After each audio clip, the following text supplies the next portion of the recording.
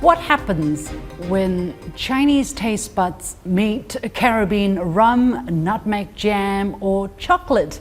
Welcome to part 2 of our special edition on the Chinese Lunar New Year with a Caribbean touch. I'm Liu Xin in Beijing. My guests have been 3 young ambassadors from the region, each with a unique China story. Annalisa Lau, ambassador of Trinidad and Tobago to China, Harlem Henry, ambassador of Barbados to China, and Ian Marshall, Grenada's ambassador to China. In the previous episode, we heard your personal experiences involving China, witnessed your Chinese skills or Chinese Tai Chi skills, and much more. Now, during this episode, we'll continue to discuss what the friendship between China and your country means for the people and for the economic development of your country. Of course, we'll also showcase some of the products you can bring to the Chinese market in just a moment. But first of all, let's start with Ambassador Henry, Barbados. What kind of economic aspect you can highlight of the relationship after 47 years of diplomatic relations between China and your country? Yes, I would be glad to. As you would have stated, 47 years of diplomatic relations. It's a long time. We would have been one of the first countries in the Caribbean to establish relations with the People's Republic of China. Since then, China has become a very important partner for us in economic development, and that economic development can be seen in the technical and development assistance in the construction of some key projects in Barbados. Most notably our gymnasium, which is similar to the Gongti here in Beijing. What is it called? The gymnasium. Yes, okay. The gymnasium, yes. So that was constructed with Chinese financing and also labor. And it is now the home of many festivals, but also events, including the Fish and Dragon Festival, which I would have spoken about earlier. And also in the island, we have one of our markets, the Cheapside Market, was constructed with Chinese assistance. We have Sam Lord's Castle Hotel, beautiful on the eastern side of the Caribbean, on the eastern side of the island, where Chinese financing and also Chinese contractors and expertise would have last October recently constructed a remodeling, and it is now one of the premium hotels in the region. And this type of assistance, like I said, has been throughout the years, and it's something that we really appreciate because outside of the physical, tangible assistance that you can see, there's also a lot of intangible technology transfer and technical assistance that happens through these exchanges. And that can also be seen when our professionals, our government officials come to China to study the same. Now, outside of the development assistance, Barbados has also positions itself as an investment domicile within the Caribbean region. Let's get to that in just a moment. Okay. Let's hear the perspective from Trinidad and Tobago next. Is it a similar story for your country as well?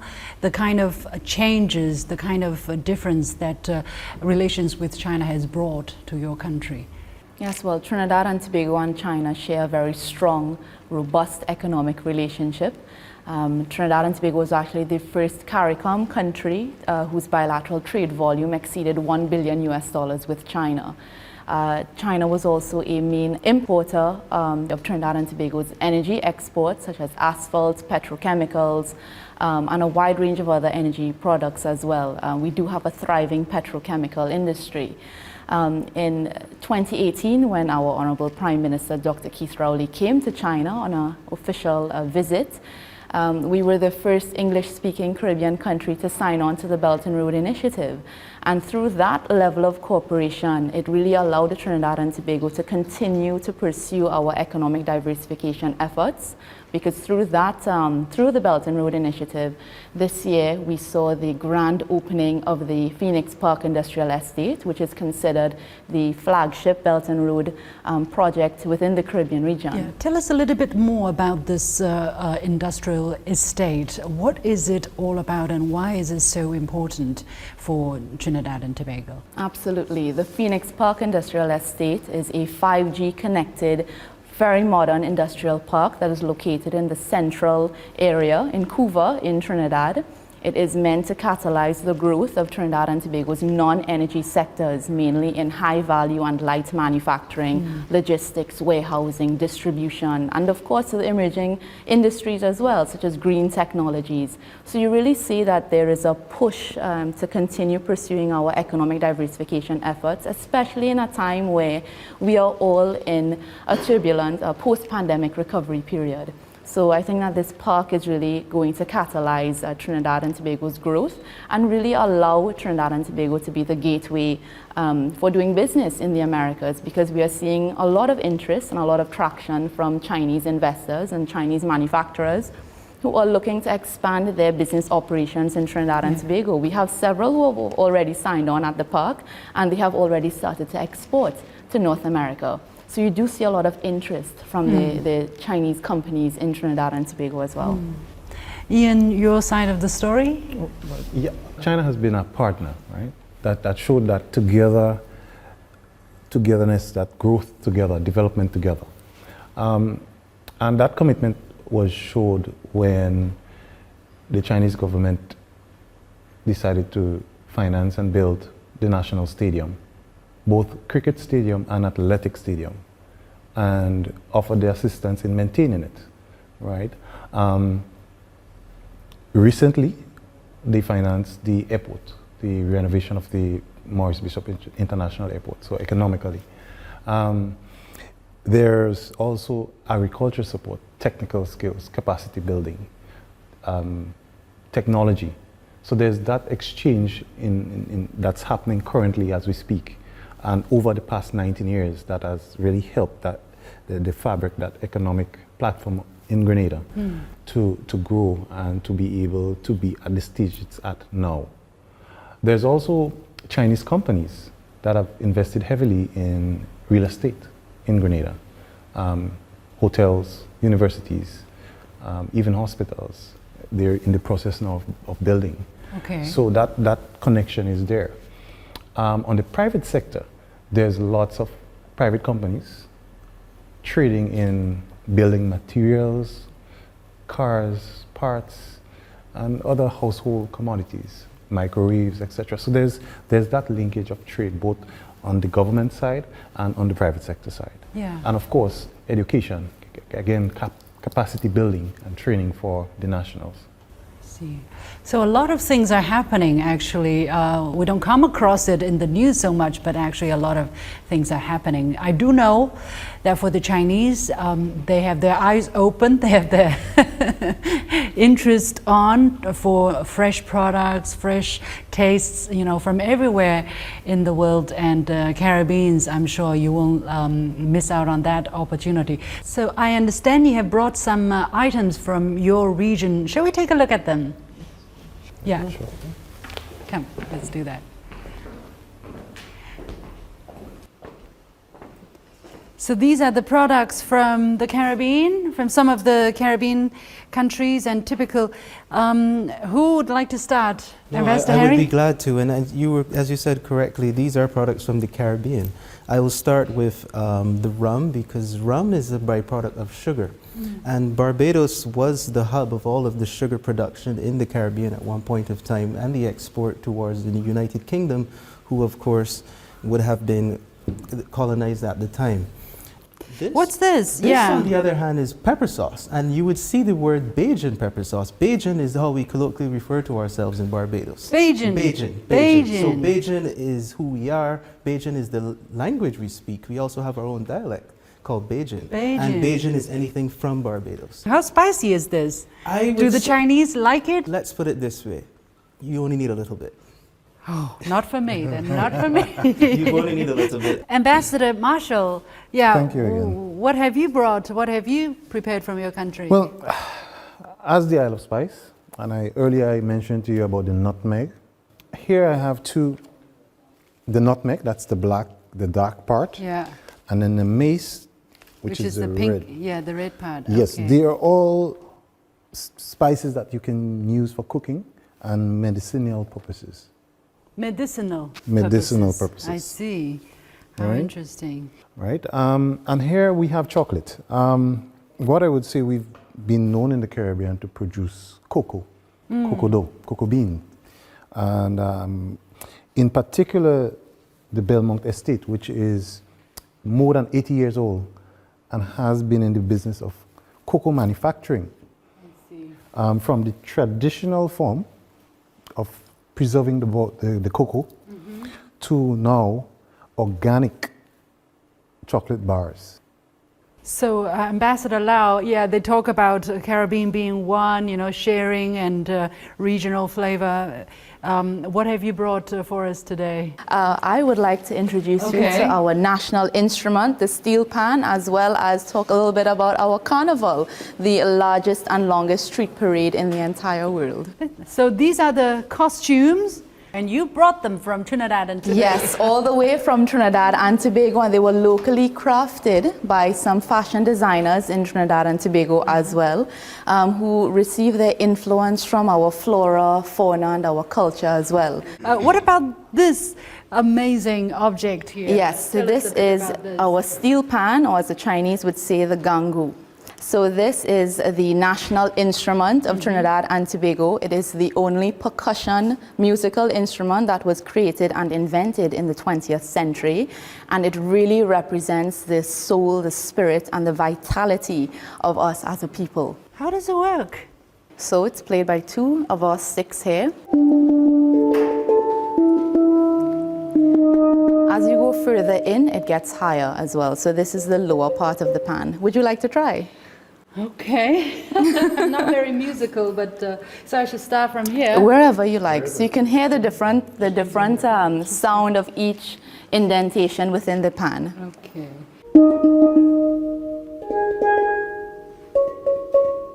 Wow, sounds really...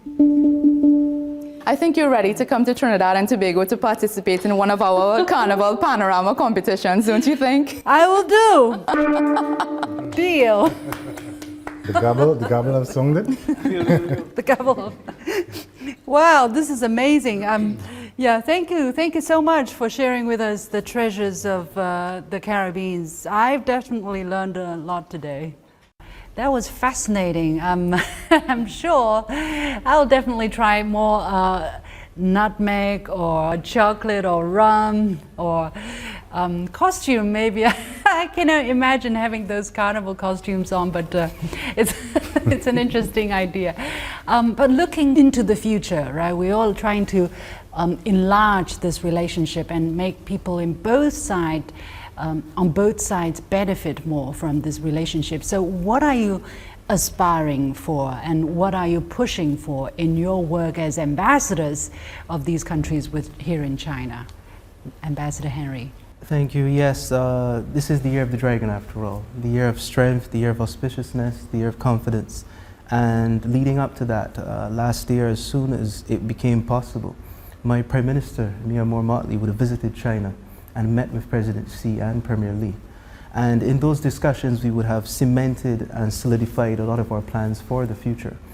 Currently, we have major projects being undertaken in Barbados with the assistance of Chinese. Notably, the redevelopment of our national stadium is being financed via aid and grant funding from China. And we look forward to the development of that, as sports is one of the main industries in Barbados. Naturally as well, Barbados being an internationally well-renowned domicile, we have double taxation treaties with most of the countries within the region. And over the years, that, in addition to the bilateral investment treaties, has made it a popular choice for Canadian companies, British companies, American companies, and most recently Chinese companies, who are looking to pursue wealth management, captive insurance, and those companies. So it's something where we're seeing a wave of Chinese companies, both from the mainland and from Hong Kong, relocating and nearshoring towards the Caribbean region to invest and conduct projects into those larger countries within Latin America. And this is something that we want to pursue heavily. Also, in terms of our cooperation in education, I would have spoken earlier to my coming here as a student for 7 years and then having a life here working and ultimately becoming ambassador. We look for more of those success stories, and to do that we need to give the average boy and girl in Barbados that opportunity. Similarly, in education, we're also collaborating with our University of the West Indies and its Cave Hill campus. We're having strong discussions with the premium universities here in China, including my alma mater, Tsinghua University. Yeah. Why do you think it is important for Barbadian children, Barbadian students, to come to China and study? Traditionally, they would go to English-speaking countries, you know, in Europe or in North America, which is at your doorstep. Well, that's just it. I think that we need to diversify both our talent pool and we need to diversify our skills and our capacities. And we also need to be honest and practical and look at what's happening in China right now. China is becoming the top exporter in many of the important fields for our climate transition.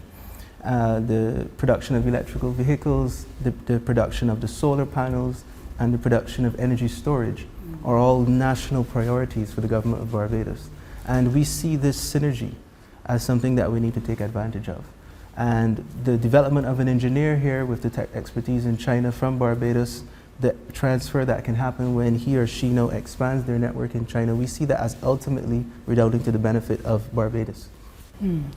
Ambassador Lau, from your country to further tap into this potential of cooperation, what is your focus? For instance, we hear about this Jingcao collaboration, right? China having experience in lifting people out of poverty, you know, using innovation or ecological solutions. Are there more cooperation on those fronts, or what are the focuses you're looking at?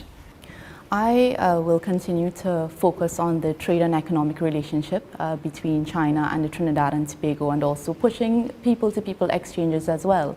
But what I would like to say is that in my capacity as ambassador thus far, I have really had the honor and privilege of having really fruitful engagement with the leaders of high office from the Chinese government, with representatives from the municipal government, with executives from state companies, and even the children who we host at our embassy sometimes. And I think that it's really a great opportunity where we can learn so much from each other.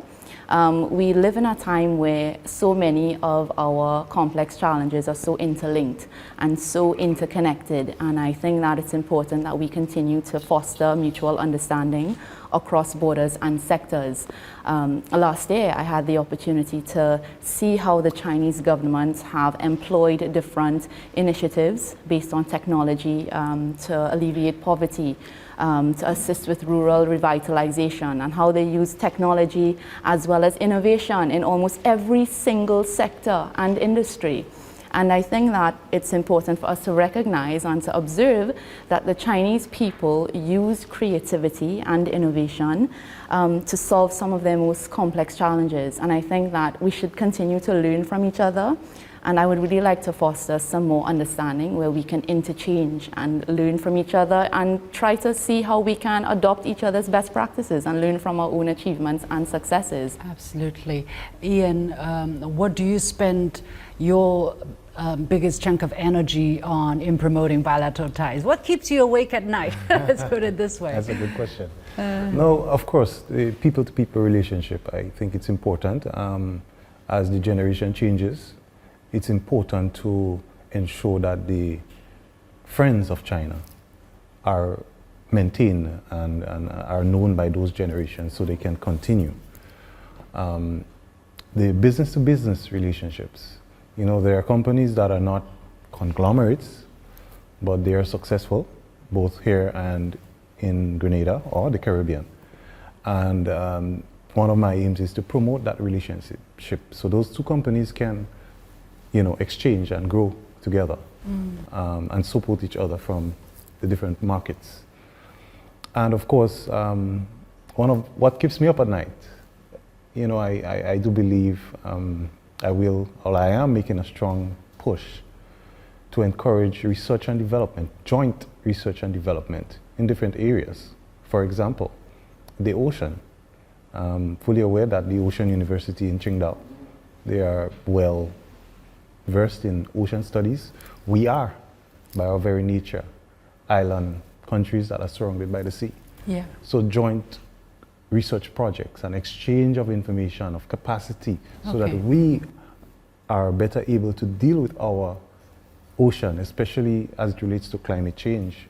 How are we going to deal with it 10 years from now? So those joint research projects, for example. Even transportation. How do we as islands optimize or best utilize our transportation system? Are we doing it right? Is there something that we are not doing? Do we have the resources, or are we not using the resources we have to get that, especially as we are both going green and electric cars, but we need to do these joint research projects. So that would be one of my biggest aims to achieve those research projects. Yeah. Do you have certain level of hope that there is also the kind of support that you may get for the projects that you want? Oh yes, I do believe. I mean, in President Xi's speech, he did indicate that the Caribbean should not be left out. That China should work together with the Caribbean to develop the Caribbean in trade and healthcare and those areas. So I believe there is support. I guess we just have to speak to the right government department, the right institutions, and present it properly. And yes, I believe there will be support. Yes.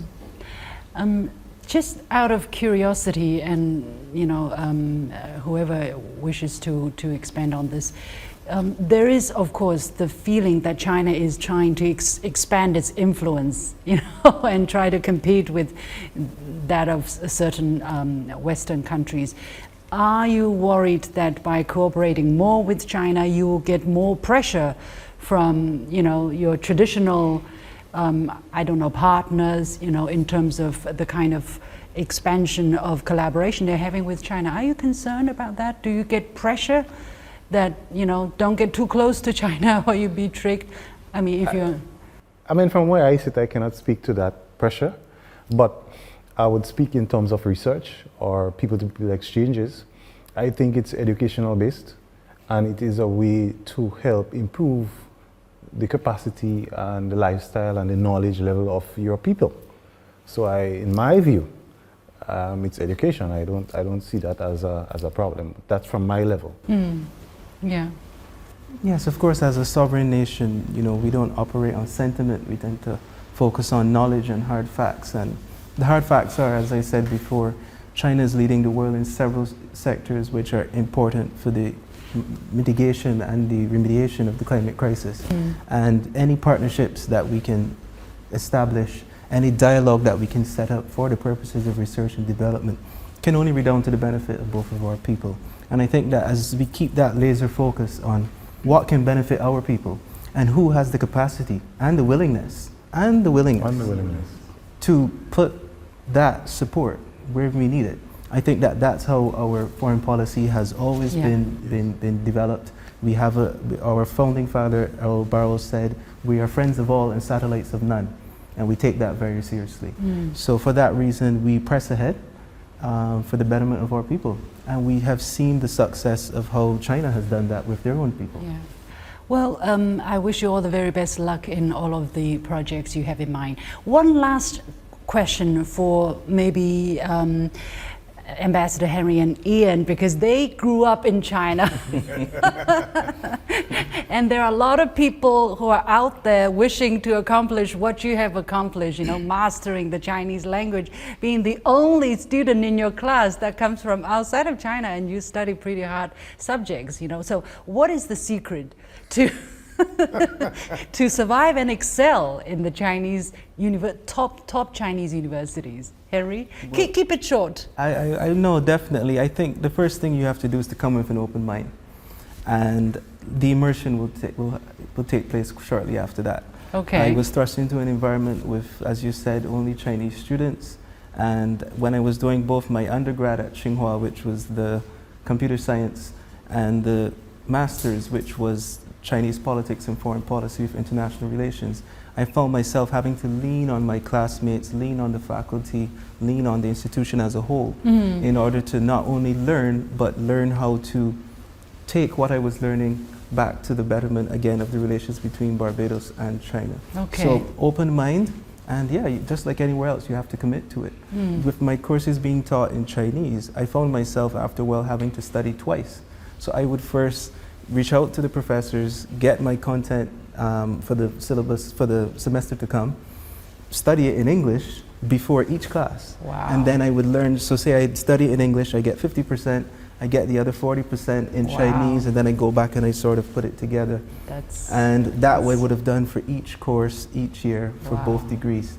So That definitely- that explains why at such young age, you know, you qualify as an ambassador, right, of a country, of a certain country to China. I mean, you have proven your capability, your quality. And Ian, you had a similar experience.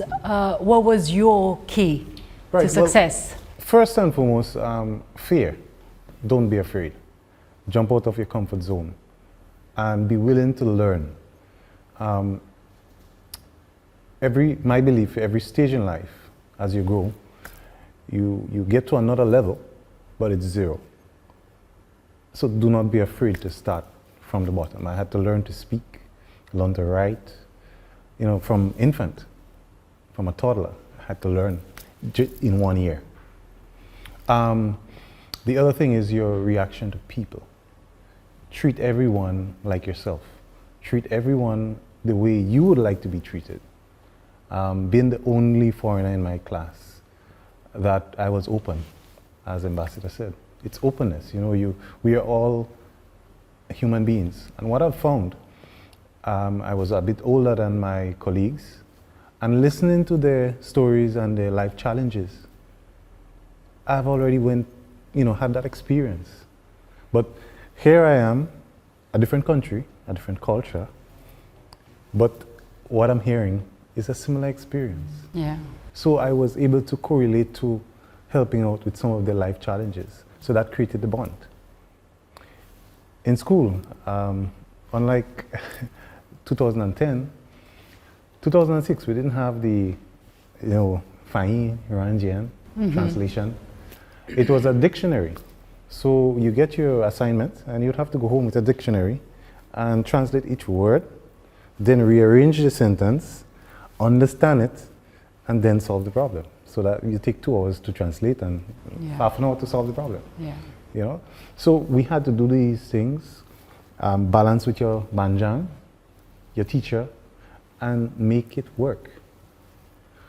So it's just, you have to love yourself, and loving yourself means that you will love people.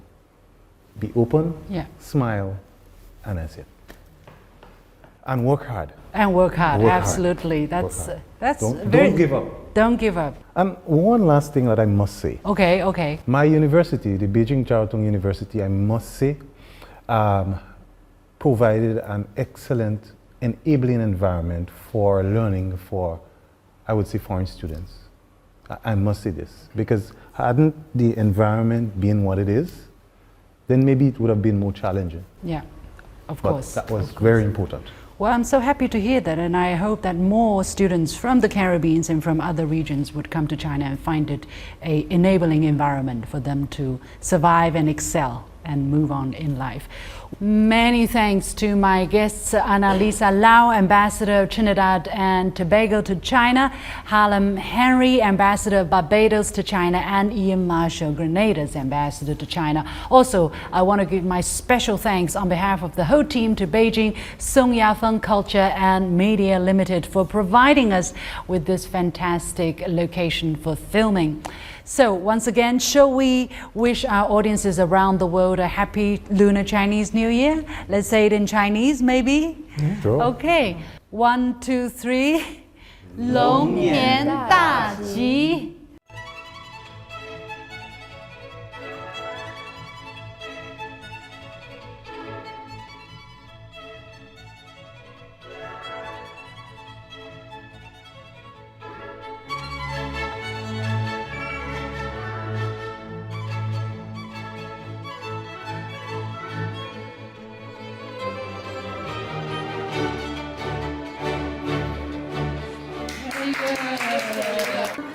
Long Nian Da Ji.